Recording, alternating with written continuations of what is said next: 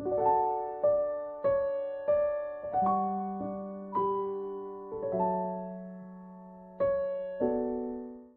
저번 설교에서 기억나는 게 뭐가 있을까요?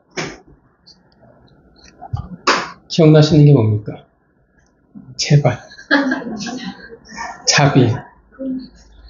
왜 나는 소리가 안 들릴까? 귀가 점점 어두워져 가는 걸까? 자, 세리마테 잔치였죠? 저번 주 설교가 세리마테 잔치 1이면 오늘 본문은 세리마테 잔치 2가 됩니다. 자, 그곳에 있었던 바리새인들과 서기관들의 불만이 있었어요. 뭐가 그들의 불만이었냐면 죄인들과 같이 식사를 한다라는 게, 잔치를 벌인다라는 게 불만이었습니다. 그래서 그에 대한 답을 예수님 뭐라고 하셨어요? 건강한 자에게는 의원이 필요 없고, 그렇죠? 병든 자에게 의원이 필요하다라고 말씀을 하셨어요. 근데 바리새인들은 그 말을 듣고, 그렇죠? 왜냐하면 자기들은 건강한 사람이라고 생각했기 때문에 그렇습니다. 그러니까 얘들은 전혀 예수님이 뭘 이야기했는지 의미를 모르는 거예요. 그래서 예수님이 그 다음 구절 뭘 얘기했냐면 호세아 말씀을 통해서 내가 긍휼을 원하고 제사를 원하지 않노라라고 말씀하신 겁니다. 자, 호세아 말씀은 뭐였냐면 긍휼과 인애, 곧 자비죠. 그 자비를 잊었기에 구약에 어떤 일이 있었냐면 이스라엘 백성 가운데 제사가 무너졌다라고 이야기를 합니다. 자비의 전제가 있어요. 자비는 언제 우리가 구하게 되냐면 전제가 내가 죄인이라는 것을 내가 알고 있을 때, 깨달았을 때, 내가 죄인임을 기억하고 살아갈 때 비로소 우리는 자비를 구하고 은혜를 구하며 우리는 살아가게 되어 있습니다. 그래야 온전한 제사와 온전한 예배를 드릴 수 있는 거예요. 그 자비가 없으면 어떤 일이 생겨져 버리냐면 신앙의 중심에 뭐가 있냐면 내가 있어요. 하나님이 아니라는 거예요. 그래서 어떻게 하냐? 제사와 예배마저도 중심이 내가 되어져 버립니다. 그러니까 어떤 일이 벌어지냐면 제사가 하나님과 사실은 상관이 없는 게 되어버린다라는 것입니다. 오늘날도 마찬가지예요.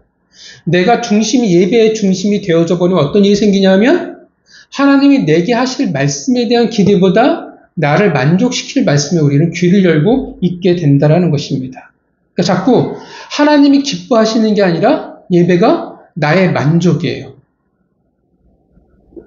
반면 결국 예배마저도 중심이 되어져 버리기 때문에 그들의 신앙은 하나님과 전혀 상관없는 것이 될 수밖에 없습니다. 반면 자비를 구하는 자는 마태와 같이 자비가 흘러갈 수밖에 없습니다.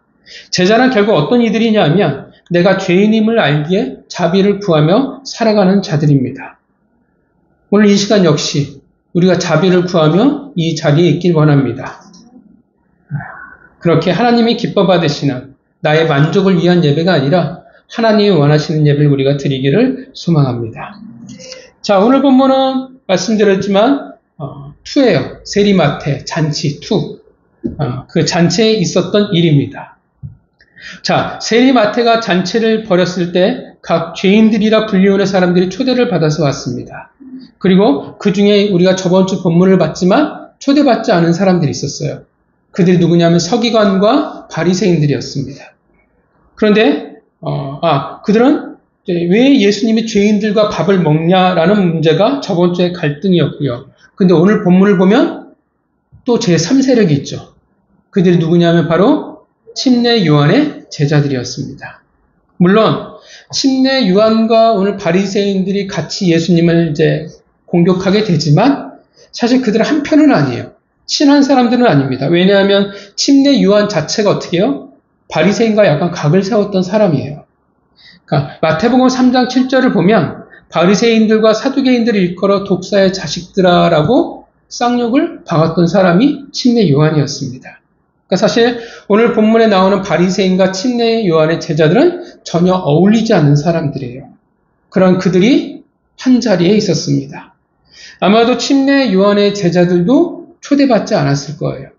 그들은 예수님이 어떤 사람인지 궁금해서 아마 그 자리에 있었을 거라 생각을 합니다. 왜냐하면 그들의 스승인 침례 요한이 예수님을 보고 뭐라고 그랬어요? 오실? 그쵸. 메시아라고 얘기를 했기 때문에 존경하는 스승의 말씀을 기억하기에 예수라는 사람이 궁금했을 거예요. 말씀드렸지만 오늘 본문은 저번 주 본문도 마찬가지지만 마태복음 시간 순서가 상관이 없잖아요. 이 두 본문은 다 갈릴리 사역, 그러니까 예수님의 사역 초기에 있었던 일들이었습니다. 그런데 이 침례 요한의 제자들이 오늘 본문을 보면 받아들일 수 없는 문제가 있었어요. 그게 뭐였냐면 금식이었어요. 자, 바리새인들도 보면 똑같이 불만이었습니다. 마가복음과 누가복음을 보면. 근데 오늘 본문을 보면 마치 바리새인들과 서기관들 다 상관없이 오직 침례 요한의 제자들만이 불만이 있는 것처럼 적어 놓습니다. 그들이 말합니다. 우리와 바리새인들은 금식을 하는데 어떻게 당신의 제자들은 금식을 하지 않습니까? 여러분들 금식 잘 하십니까? 금식에 달란트가 있으십니까? 없으십니까? 네, 저희는 다 한마음 한뜻인 것 같아요. 자, 아마도 오늘 본문의 이 잔치가 열리는 날이 금식에 해당하는 날일 거라 생각을 합니다. 그렇지 않다면 굳이 남의 잔치에 와서 금식을 가지고 시비를 걸지는 않겠죠. 그리고 갑자기 이제 금식 논쟁이 벌어져요. 자, 이렇게 보면 마태는 참 생각이 없는 사람이구나라는 생각이 들어요. 하필 수많은 날 중에 왜 안 그래도 수많은 갈등이 예수님이 있었는데 금식하는 날에 잔치를 벌여서 이렇게 예수님을 난처하게 만들었을까라는 생각이 듭니다. 왜 금식을 하지 않는 지적에 대한 예수님의 답변은 뭐였냐면 혼인잔치로 그 비유로 답을 하시죠. 뭐라고 말씀하시냐면 신랑이 있는 동안에는 금식을 하지 않는다라고 말합니다. 그리고 더 유명한 말씀이죠. 생배 조각과 새 포도주의 비유를 말씀하십니다. 뭐 특별한 이야기는 사실은 아니에요. 이 비유를 들은 모든 사람들이 알아듣는 그냥 상식의 이야기였습니다. 옷을 수선하기 위해 낡은 베옷에다 새 천을 기우면 당연히 어떻게 돼요? 낡은 옷이 찢어질 수밖에 없습니다. 새 포도주와 새 부대도 마찬가지입니다. 지금에야 좋은 통에 술을 보관하겠지만, 오래 저장하겠지만, 그 당시에는 이제 포도주를 그냥 음료수처럼 마시는 거기 때문에 오래 저장하지는 않았어요. 여기에서 새 부대는 양의 가죽으로 만듭니다. 근데 뭐 양의 가죽 바늘로 깃고 이런 게 아니라 양을 잡아서 어떻게 해요? 모가지를 쳐버리고 다리 네 다리를 자르고 그 부분만 꼬매고 속을 비워서 그냥 부대로 써요. 가죽의 단점은 오래 쓰면 어떻게 되어지냐면 단단해져 갑니다. 그리고 전에 포도주를 담았기 때문에 어떤 상태가 되어지냐, 포도주가 들어가면 어떻게 되냐면 팽창이 되어져요.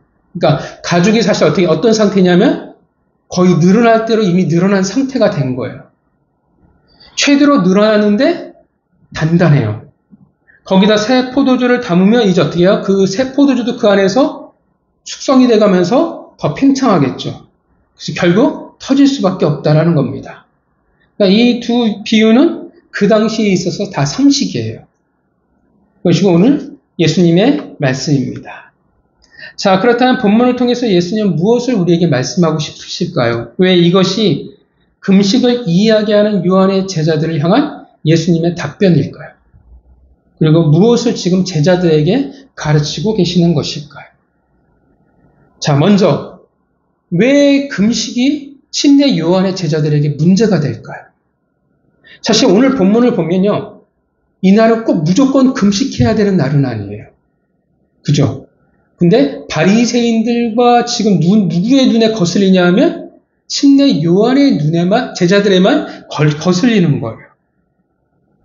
그 전에 말씀을 드렸지만 이 당시 대표적인 종교 생활은 뭐였냐면, 그러니까 신앙 생활을 좀 한다고 하면 반드시 해야 되는 게 뭐였냐 하면 금식, 기도, 구제입니다.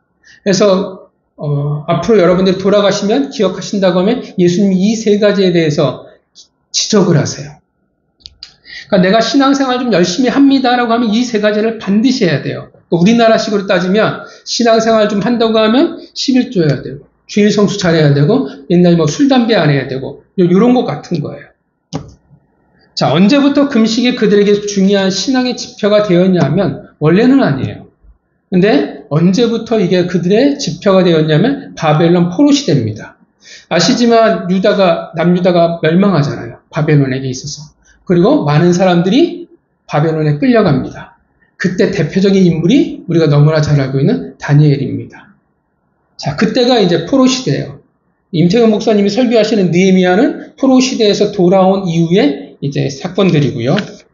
처음에는 순수한 열정으로 금식이 시작이 됐어요. 하나님이 주신 땅을 빼앗겼잖아요. 그리고 언젠가 우리가 다시 그 땅으로 돌아갈 때까지 그들 스스로 금식을 하기로 합니다.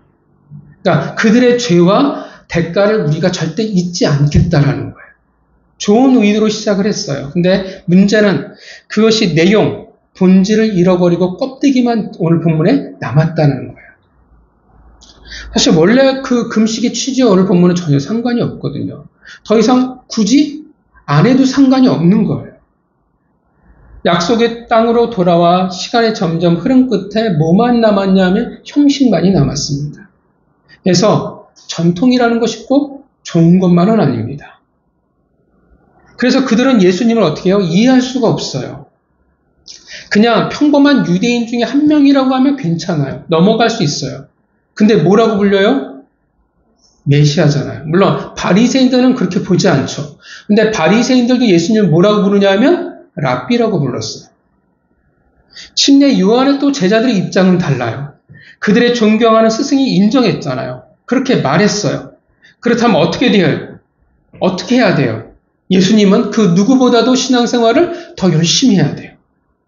금식과 기도와 구제를 더 잘해야 돼요.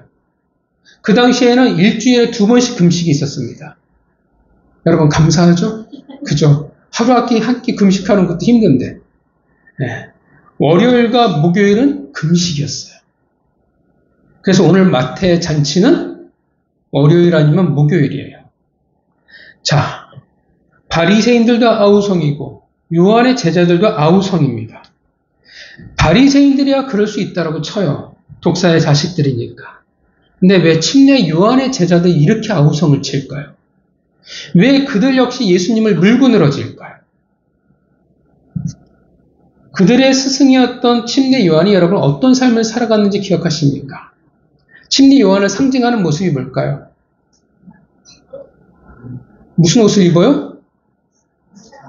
약대 털옷을 입었죠. 허리에는 가죽띠를 띠고 이게 다 누구나 구약의 엘리야와 지금 겹치는 모습이었죠. 자, 음식으로는 뭘 먹어요? 그쵸, 메뚜기와 석청을 먹습니다. 오늘날 관점에서 보면 굉장히 보양식을 하며 살아갔던 사람이에요. 그리고 특징이 뭐였냐면 별명이죠. 이 사람은 광야에서 외치는 자였습니다. 자, 그렇다면 어떤 이미지일까? 침례 요한은 세상과 어떤 모습을 보일까요? 세상과 그쵸? 세상을 아주 멀리하는 사람. 마치 세상을 등지고 광야에서 떠돌며 살아가는 것 같은 사람. 문명의 이계를 멀리하고 오직 하나님만을 바라보며 약간 수도자와 같은 삶을 살았던 사람이었습니다. 그래서 그의 삶은 실질적으로 매우 금욕적인 삶을 살았어요. 당연히 그도 열심히 금식을 했을 겁니다. 그러면 당연히 어떻게 해요? 그의 제자들도 당연히 그렇게 살았을 거예요. 금욕적으로 금식하면서. 역사적으로 볼 때요. 실질적으로 침례 요한의 제자들은 공동체를 이뤄서 살았습니다. BC 3세기까지 침례 요한의 공동체가 존재를 합니다. 그들은 금식과 기도를 중심으로 한 금욕적인 생활을 한 마치 수도원 같은 그런 공동체로 기록이 되어져 있습니다. 자, 그런 이들이 지금 예수님을 보면 어떤 마음이 들까요? 죄인들, 상관없지만 먹고 마시고 떠들고 대고 그 모습을 보면 어떤 기분이 들까요? 진짜 꼴보기 싫겠죠. 배신감이 들 거예요. 누구보다도 금식을 더 열심히 해야 되는데 본을 보여야 되잖아요. 그들의 스승처럼. 근데 메시아라는데, 메시아라고 이야기했는데, 그런데 금식하지 않고 놀고 먹는 모습을 보면 더 경건해야 되는데, 더 금욕적이어야 되는데, 더군다나 예수라는 젊은이를 지적했던 그들의 스승인 침례 요한은 지금 어떤 상황이냐면 헤롯에 의해 감옥에 갇힌 상태예요. 자신의 스승은 감옥에서 고통을 받고 있는데 그러면 뭔가 존경할 만한, 인정할 그 다음에 지도자잖아요. 그러면 그런 모습을 보여줘야 되는데 그의 스승의 인정을 값없이 만들면 안 될 텐데 침례 요한의 이름에 먹칠을 하는 것 같이 보여진다라는 겁니다. 메시아라고 했는데 분명 배신감이 들고 화가 났을 거예요. 아마도 계속 침례 요한의 제자들은 예수가 누구인가 따라다녔을 겁니다. 많은 모습을 봤겠죠. 긴가민가 하는 모습들도 봤을 거예요. 그들이 참지 못하고 지금 폭발하는 겁니다. 그래서 뭐라고 얘기해요? 뭐라고 이야기합니까? 14절에 우리와 바리새인들은 금식하는데 어찌하여? 반항 어린 질문이에요. 그래서 예수님이 뭐라고 답하세요? 15절에 신랑이 있는 동안에는 금식을 할 수 없다고 말씀하세요. 실질적으로 이 당시에 결혼식은 일주일 동안 진행이 됐습니다. 우리는 그 결혼식 짧게 하는 것도 힘들어 죽겠는데 얘들은 일주일이에요. 일주일 동안 금식을 하지 않아요. 여러분, 왜 예수님이 결혼식의 신랑의 비유로 지금 침례 요한의 제자들에게 답을 하고 있을까요? 왜 얘기일까요? 요한복음 3장 28절부터 29절을 같이 보겠습니다. 요한복음 3장 28절부터 29절입니다. 요한복음 3장 28절부터 29절 말씀. 요한복음 3장 28절부터 29절 말씀 한 목소리 같이 읽겠습니다. 시작. 내가 말한 바 나는 그리스도가 아니요 그의 앞에 보내심을 받은 자라고 한 것을 증언하지 않는 너희니라. 신부를 취하는 자는 신랑이나 서서 신랑의 음성을 듣는 친구가 크게 기뻐하나니 나는 이러한 기쁨으로 충만하여라. 그는 흥하여야 하고 나는 쇠하여야 하리라. 예. 자, 침례 요한이 예수님을 제자들에게 소개하면서 뭐라고 소개하고 있냐면 신랑이라고 소개하고 있어요. 그리고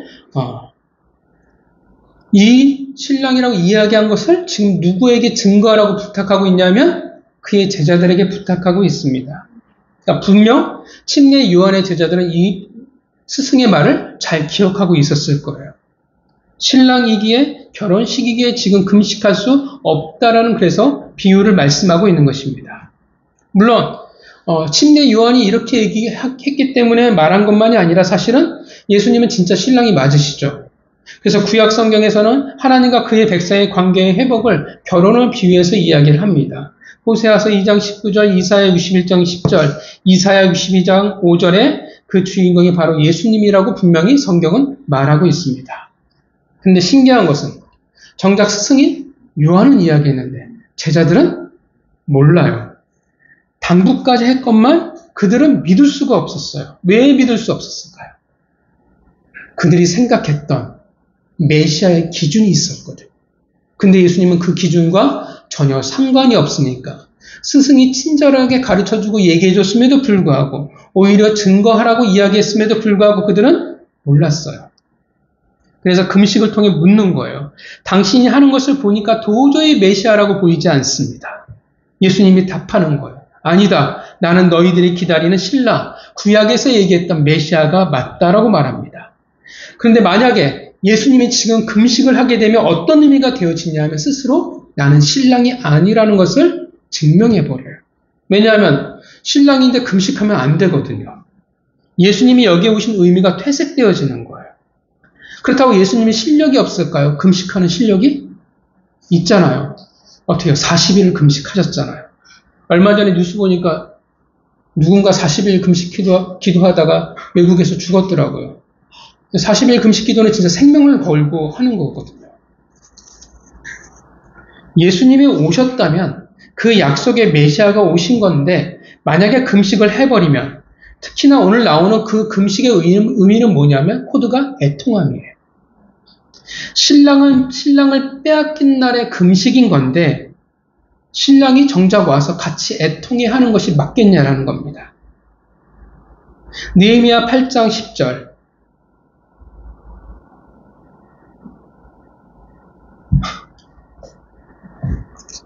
그냥 들으세요. 네. 느헤미야가 또 그들에게 이르기를 너희는 가서 살찐 것을 먹고 단 것을 마시되 준비하지 못한 자에게는 나누어 주라. 이날은 우리의 주의 성일이니 근심하지 말라. 여호와로 인하여 기뻐하는 것이 너희의 힘이니라 하고. 예, 느헤미야의 모든 사역들이 마무리되고 어떻게 해요? 뭐라고 얘기해요? 금식하지 말고 기뻐하라고 이야기를 해요. 하물며 구원자가 오셨는데 어떻게 해야 하냐라는 겁니다. 왜 금식을 하지 않냐 하면 바로 신랑이신 예수 그리스도께서 그 예언을 성취했기 때문에 그렇습니다. 그로 인해서 이제 어떻게 모든 백성들은 사실 지금 금식할 때가 아니라 기뻐해야 하는 것이 맞기 때문에 그렇습니다. 예수가 금식을 거부하는 것은 그 신랑이 오심을, 그 혼인잔치를 부인할 수 없기 때문에 그렇습니다. 근데 문제는 뭐냐면 정작 제자들은 이해를 못한다라는 거예요. 요한의 제자들은 이것을 이해를 못해요. 바리새인들도 마찬가지예요. 그래서 이해를 못하니까 어떻게 해요? 여러분, 사실 16절과 17절은 되게 생뚱맞은 구절이에요. 여러분, 이 16절과 17절이 금식과 연관이 있는 구절일까요? 아니에요. 전혀 상관이 없어요. 원래 금식만을 얘기하면 어디서 본문이 끝나야 되냐면 15절에서 끝나야 돼요. 여기까지가 금식이에요. 근데 성경 본문은 어디서 15절에서 끝내는 게 아니라 16절과 17절을 말한다라는 거예요. 왜요? 왜 16절과 17절을 말하겠어요? 이 인간들이 왜 내가 금식을 하지 않는지에 대해서 이유에 설명했는데 몰라요.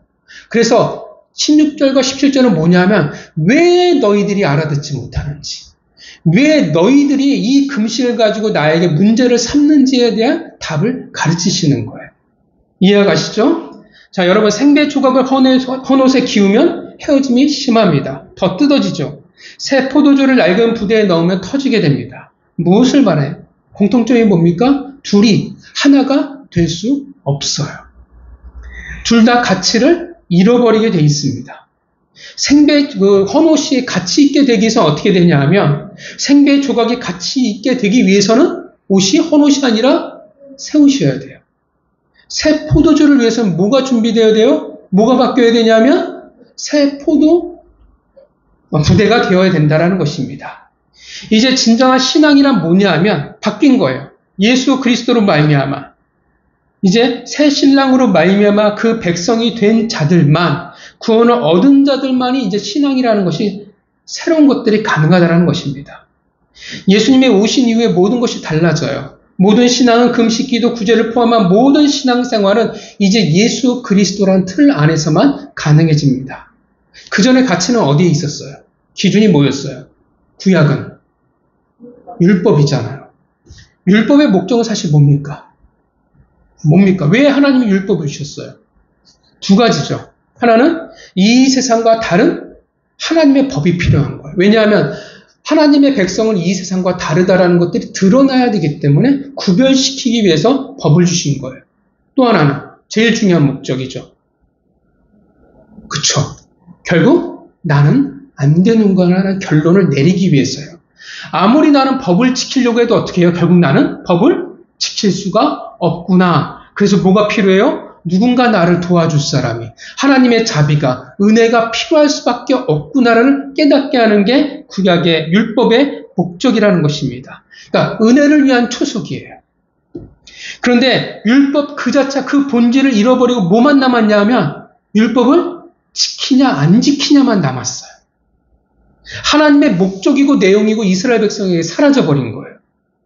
그냥 금식을 잘하면 나는 신앙생활 잘하는 사람을 인정받는 거예요. 내가 더 많이 금식하고 더 많은 오랜 시간, 2시간을 기도하면 나는 1시간 기도하는 사람보다 더 실력이 있는 사람인 거예요. 우리나라도 그런 거 되게 많았어요. 그죠? 오래 기도하는 사람이 신령한 사람이에요. 30분 기도하면 신령하지 않아요. 저는 새벽 기도할 때마다 항상 힘들더라고요. 저는 정확히 15분까지만 기도하고 그 다음에 잠들어 버려요. 저는 새벽 기도는 절대 안 되더라고요. 근데 어떻게든지 성도들한테 잘 보여야 되는데 이게 너무 힘들더라고요. 더 많이 구제하면 더 좋은 사람을 인정을 받는다라는 거예요. 그러니까 뭐가 없어지냐? 본질을 잃어버리고 행위만이 남아요. 행위가 우선이 된다는 뜻은 뭐가 되어지냐면 더 이상 신앙이 하나님이 중심이 아니라 내가 중심이 되어졌다는 뜻이 됩니다. 내가 기준이에요. 내가 틀이 됐어요. 그게 뭐냐 하면 내가가 바로 낡은 옷이고 그것이 바로 낡은 가죽 부대라는 겁니다.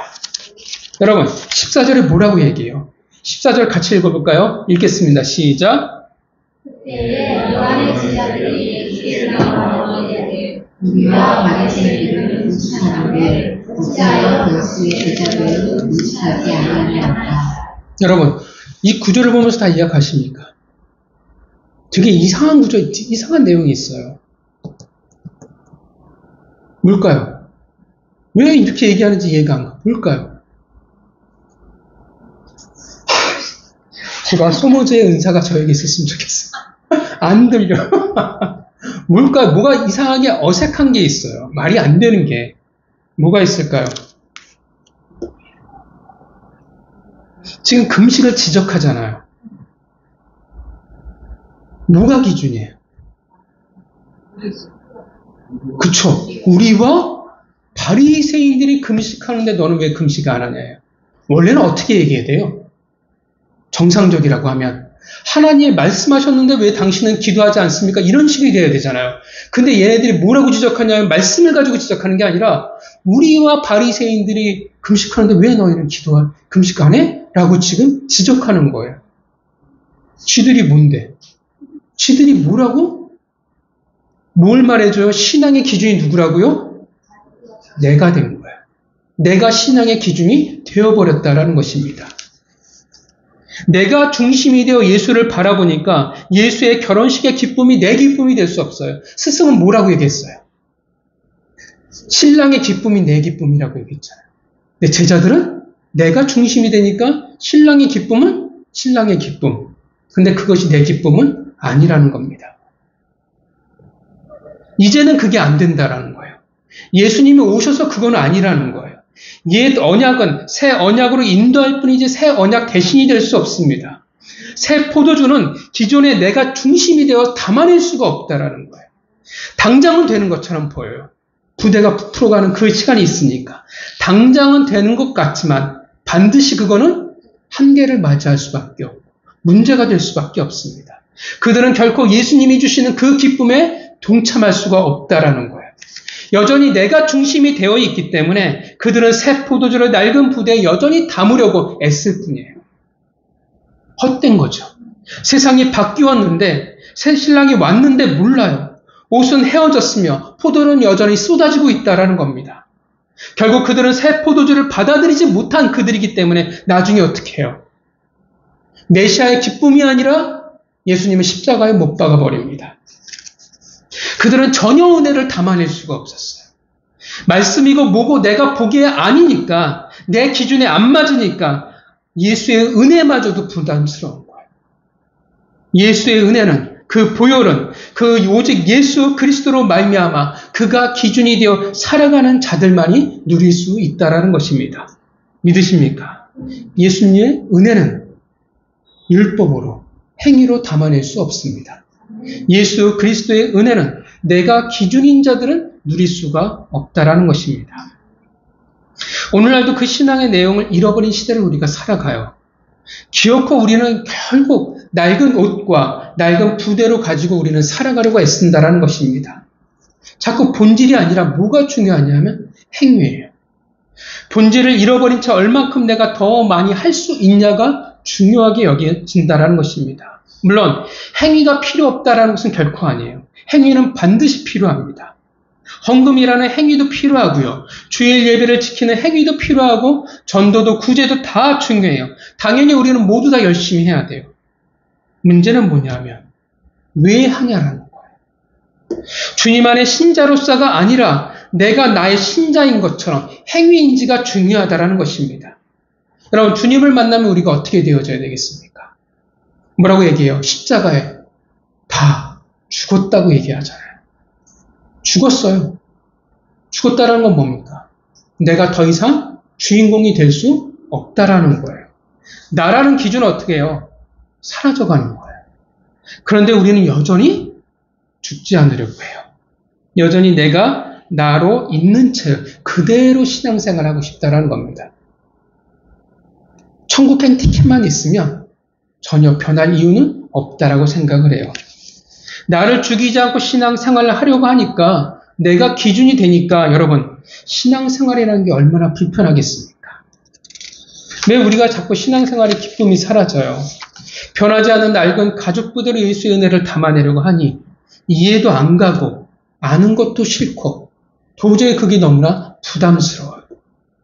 내 기준과 너무나 다르거든요. 여러분, 성경을 읽으면서 마음이 편하십니까? 내용들은 불편해요. 원수를 사랑하라니. 여러분, 이런 일이 있을 수 있을까요? 원수는 어떻게 해야 돼요? 반드시 보복을 해야 되잖아요. 그죠? 심판은 누구에게 있다고요? 하나님에게 있대요. 내가 심판하고 싶은데. 나는 내 이름을 명성을 높이고 나는 이 세상에서 마음껏 살고 싶은데 작은 자가 되어 섬기라고 말해요. 안 맞아요. 교회 안에서 나는 큰 자가 되고 싶은데 순종을 자꾸 하래요. 십자가에서 죽어야 한대요. 어떻게 해요? 내가 중심인데. 그게 다 싫어요. 감당할 수 없고요. 다만 내 마음도 없어요. 나하고 안 맞아요. 내 기준이 아니에요. 그런 이들에게 신앙생활이라는 게 무슨 기쁨이 있겠냐라는 것입니다. 그렇게 살기 싫은데 예수의 그 성품이 싫은데 그의 가르침이 나하고 안 맞는 것 같은데 어떻게 버틸 수 있겠어요? 11조 얼마나 억울해요. 인터넷 보면 11조는 진짜 대대손손 욕먹는 것 같은데 삥을 뜯는 것 같아요. 억울해요.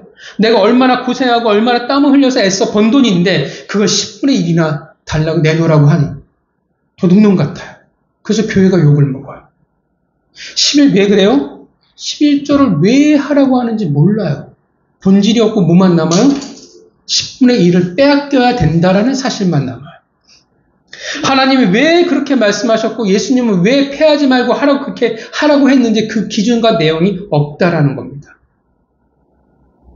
하나님이 기준이 아니라 내가 볼 때 11조라는 행위를 받아들이기가 어려워요.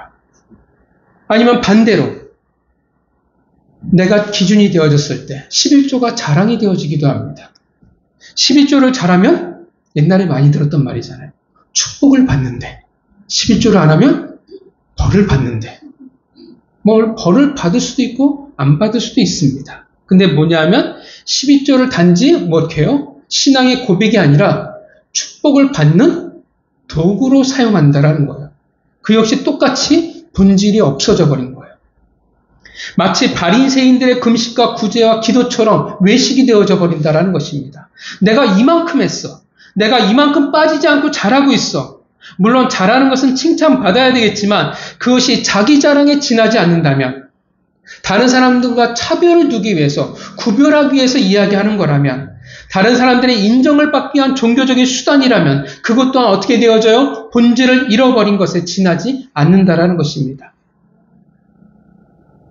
분명 교회 다니면서 은혜도 있고 감격도 있고 감동도 해요. 그런데 하나님의 말씀이 싫어요. 당연히 순종도 싫어요. 새로운 것들, 하나님의 새로운 가치관들을 예수 그리스도의 성품을 맞이하는 게 싫어요. 그게 다 뭔데? 기준이 달라져야 되는 것들인데 나에게 그 주님의 기준이라는 것이 너무나 버겁고 싫어요. 그래서 교회는 다니지만 담아내기가 싫다라는 것입니다. 그냥 뭘 바라냐 하면 나를 만족시켰으면 좋겠어요. 그냥 신앙생활이란 걸 교회를 통해서 그냥 카타르시스를 느꼈으면 좋겠어요. 그냥 감동하는 거로 눈물 찔끔 흘리는 것으로 종교 생활의 뿌듯함으로 끝내고 싶은데 그래서 새 포도주가 우리는 불편하다라는 겁니다. 새 포도주가 좋은 게 아니라는 건 우리는 너무나 잘 알아요. 왜냐하면 그 안에 담긴 것은 우리를 불편하게 만들고 또 불편해요.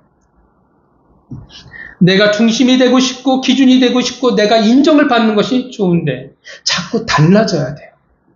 본질 따위는 관심 없고 나의 만족과 나의 미래의 안심과 나의 축복이 전부였으면 좋겠는데 예수 그리스도의 성품이 그의 꿈이 그의 통치 방식이 그의 말씀이 나를 불편하고 또 불편하게 만듭니다.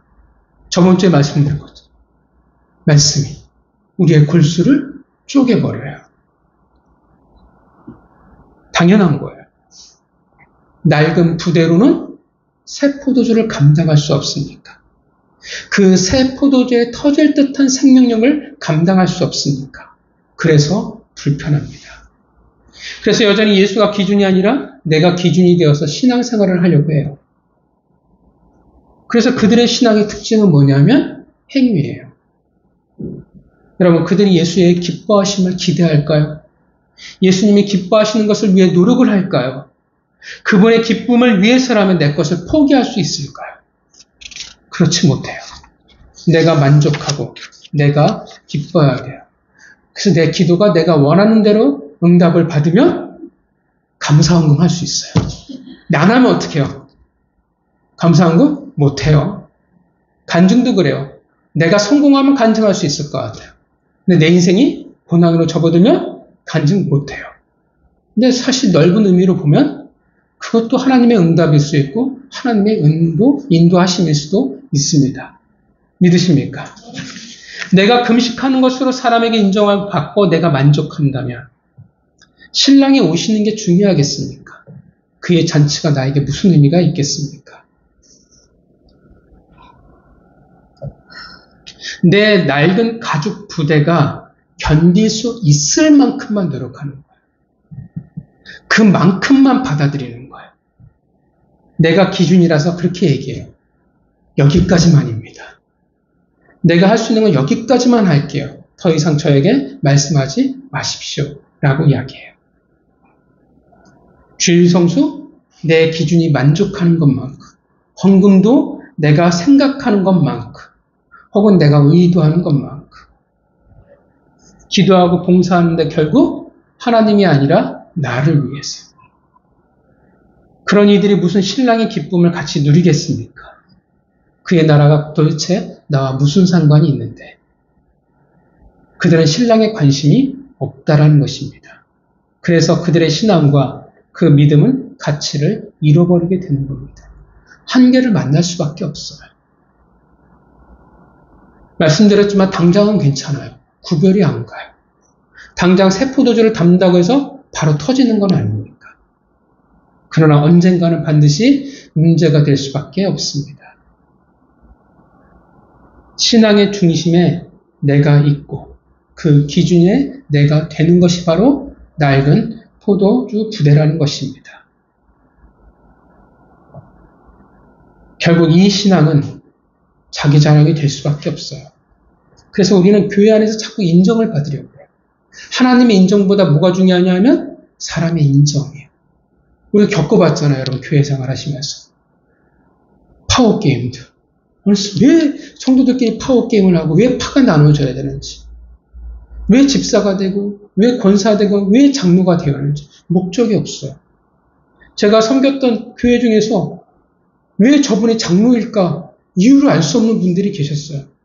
교회가 공사를 하는데 노가다 와서 일을 하잖아요. 그분들이 그 장로님을 보면 절레절레 고개를 흔들어요. 너무 욕을 잘해. 어떻게 그렇게 쌍욕을 잘하는지.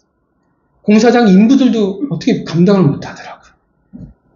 성경에 아는 게 하나도 없어요. 교회도 잘 안 나와요. 근데 장로예요. 왜냐하면 사회적으로 성공한 사람이기 때문에. 왜 장로인지 구별이 안 가요. 그냥 내가 이만큼 성도들한테 인정을 받기 위해서 신앙이 자기 자랑이 되어집니다. 고린도전서 1장 29절 같이 읽어볼까요? 고린도전서 1장 29절입니다.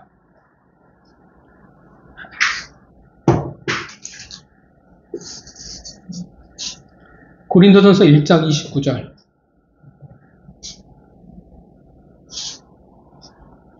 고린도전서 1장 29절 읽겠습니다. 시작. 이는 아무 일체도 하나님 앞에서 자랑하지 못하게 하려 하시니라. 하나님이 왜 우리에게 자랑할 것이 없게 만드신다고 얘기할까요? 자존감을 깎아먹겠다는 뜻이 아니라 내가 자랑의 근거가 되지 않게 하겠다라는 거예요. 자비가 근거가 내가 자랑의 근거가 되어져 버리면 저번 주에 이야기했지만 자비하심을 잃어버리게 돼 있어요. 구하지 않아요. 그러면 내가 신앙의 중심에 돼 있습니다. 그들은 결코 새 포도주를 담는 새 부대가 될 수 없어요. 그래서 31절 뭐라고 말씀하시냐면 자랑하는 자는 주 안에서 자랑하라 함과 같게 하려 함이니라. 누가 기준이 되어요? 주님이에요. 그런데 우리의 가장 중요한 싸움은 자꾸 내 자랑이 되어져 간다는 겁니다. 제가 섬겼던 교회 와, 신기한 게 예배를 드리잖아요. 목사님이 나오잖아요. 장로님이 그 뒤를 쫙 따라 나와요. 서열대로 나와요. 정말 저는 침례교회에 있다가 처음 장로교 사역을 했었는데 너무 신기한 거예요. 제가 그 교회를 갔는데 한 주 뒤에 제일 대장 되신 장로님이 저를 부르더라고요. 장로님들 이름과 서열을 외워서 이야기해보래요. 처음 알았어요. 장로님 서열과 이름을 내가 외워야 되는 건가? 혼났어요. 못 외워서. 왜 그래요 도대체? 왜 자랑이 되어줘? 왜 사람의 인정을 받으려고 해요?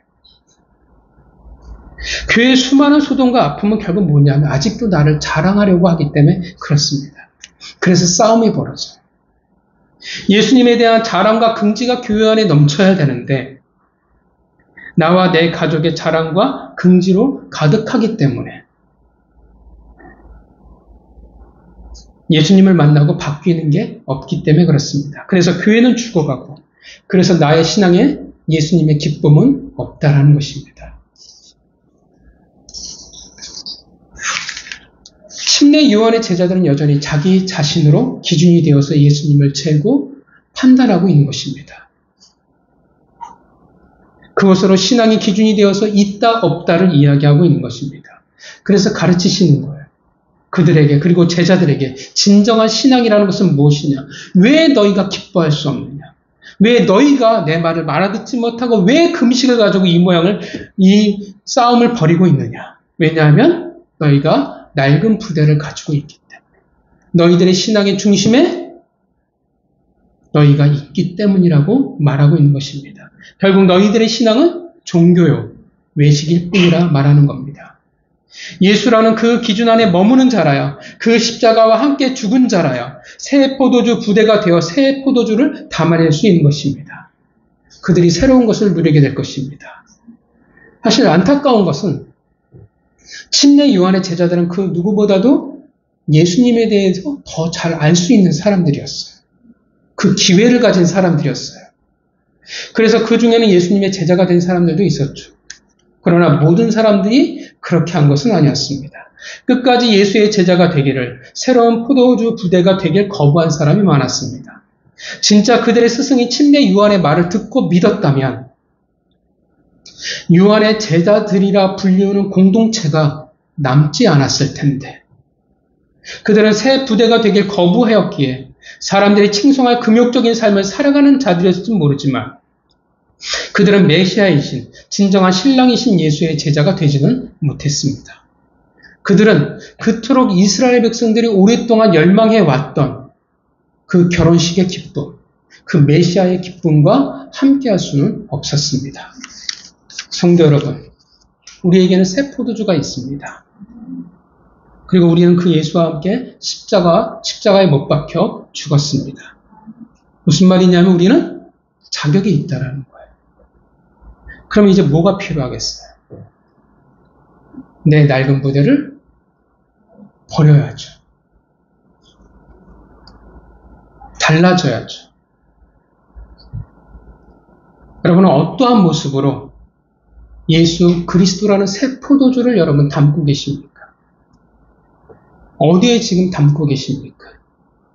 예수 그리스도의 그 은혜를, 그 새 포도주를 여전히 나의 삶, 나의 가치관, 내 꿈 안에 가둬두려고 하고 있지는 않으십니까? 물론 우리는 많은 실수를 해요. 여전히 우리는 낡은 부대를 가지고 나아가는 어리석음을 우리는 버립니다. 한순간에 우리는 안 바뀌거든요. 한순간에 새 포도주 부대를 준비했으니까 끝났으라고 우리는 말할 수 없기에 그래요.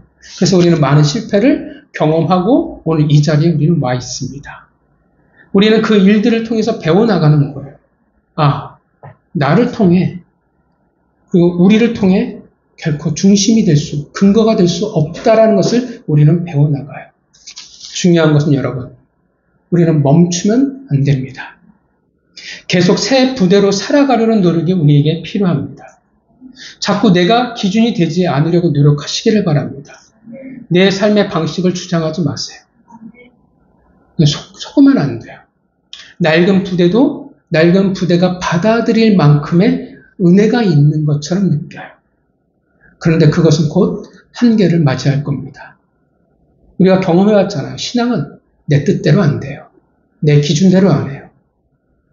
우리가 경험하잖아요. 여러분, 하나님이 이해가 가십니까? 이해가 가시면 곧 여러분들은 성자로 불릴 가능성이 있습니다. 이해가 안 가니까 믿음을 이야기하는 거예요. 우리는 하나님이 이해가 안 갈 때가 너무나 많아요. 기도할 때도 그러잖아요. 너무나 타당해. 이건 반드시 들어줘야 돼. 근데 결론은 하나님이 안 들어주는 것 같아요. 그래서 우리 얘기하잖아요. 하필 왜 내가 이런 고난을 겪어야 됩니까? 신앙이라는 것이 결코 내 기준과 내 뜻대로, 내 생각대로 되지 않는다라는 것을 우리는 경험해 왔습니다. 그래서 낙심하고, 그래서 좌절해요. 그래서 원망합니다. 그래서 우리의 신앙은 바닥을 돌고 도는 겁니다. 여러분, 하나님이 기준이 되어주고 내가 기준이 아니라는 것. 그래서 뭐가 제일 좋으냐 하면 여러분, 순종만큼 좋은 것은 없습니다. 순종은 내가 기준이 아니라는 명확한 증거가 되어집니다. 순종하는 이들은 낡은 부대가 아니라 새 부대일 수밖에 없어요. 왜냐하면 내가 기준이 아니라는 뜻이기 때문에 그렇습니다. 지금 이해가 가지 않아도 됩니다. 어차피 그 은혜를, 새 포도주를 우리는 다 이해하고 알고 받는 게 아니기 때문에 그렇습니다. 믿으니까 자꾸 내 기준으로 보지 않고 믿음의 눈으로 보려고 하니까 갈 수가 있는 겁니다. 채울 수 있는 겁니다. 여러분, 믿음의 눈으로 보세요. 아브라함이 어떻게 해요? 하나님이 이삭을 바치라고 했을 때 그 다음에 나오는 구절이 눈을 들어요. 뭘 받겠어요? 하늘을 받겠습니까? 하나님을 바라보는 거예요. 여러분, 우리의 기준이면 하늘을 바라볼 수가 없어요. 여러분, 하나님을 보시길 바랍니다. 그리고 순종하세요. 성도 여러분, 누구나 그런 시간들을 우리는 지나가겠지만 낡은 부대의 한계를 만나는 것이 아니라 새 포도주를 담았기에 그 터질 것 같은 은혜를, 충만한 기쁨을 여러분 모두가 누리시기를 바랍니다. 새 포도주는, 그 충만한 은혜는 새 부대에서만, 오직 주님이 기준이 되어서만 가능합니다. 그런 충만한 기쁨과 은혜를 누리며 살아가시는 성도가 되시기를 바랍니다. 그렇게 제자란 새 부대, 즉 예수 그리스도가 삶이 기준인 사람들을 제자라 말합니다. 한 주간 새 부대로 놀라운 은혜와 기쁨 가운데 살아가시는 성도가 되시기를 주님의 이름으로 축원합니다. 기도하겠습니다.